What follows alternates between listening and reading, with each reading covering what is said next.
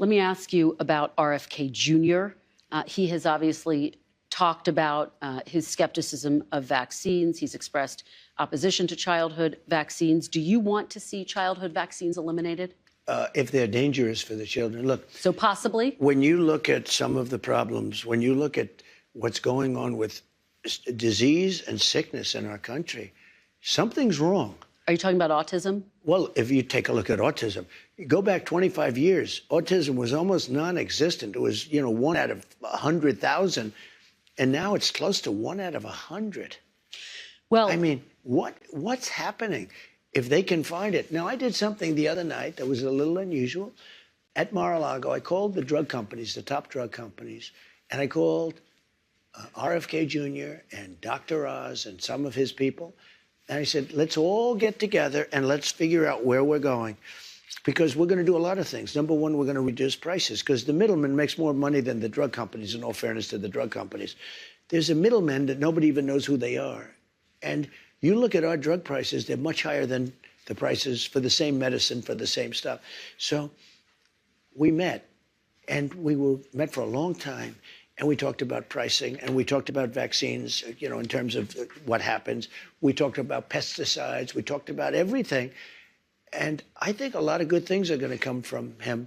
And he's not going to upset any system. He's not going to upset the system. He's not looking to, to reinvent the wheel totally. But when you look at the numbers, we really don't have a very healthy country. Well, sir, going back 25 years, studies show that there is no link between vaccines and autism. And yet it sounds like you are open to the possibility of him looking I'm at open to getting anything. rid of them? I think somebody has to find out. If you go back 25 years ago, you had very little autism. Now you have it.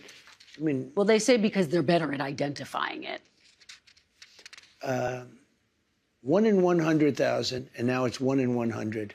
That's a pretty bad number. Childhood vaccines. I mean, something is going on. I don't know if it's vaccines. Maybe it's chlorine in the water, right? People are looking at a lot of different things. Well, childhood vaccines. I want them to look at everything. Everything. So childhood vaccines have prevented about 4 million deaths around the world every year. I think that's great. Isn't that...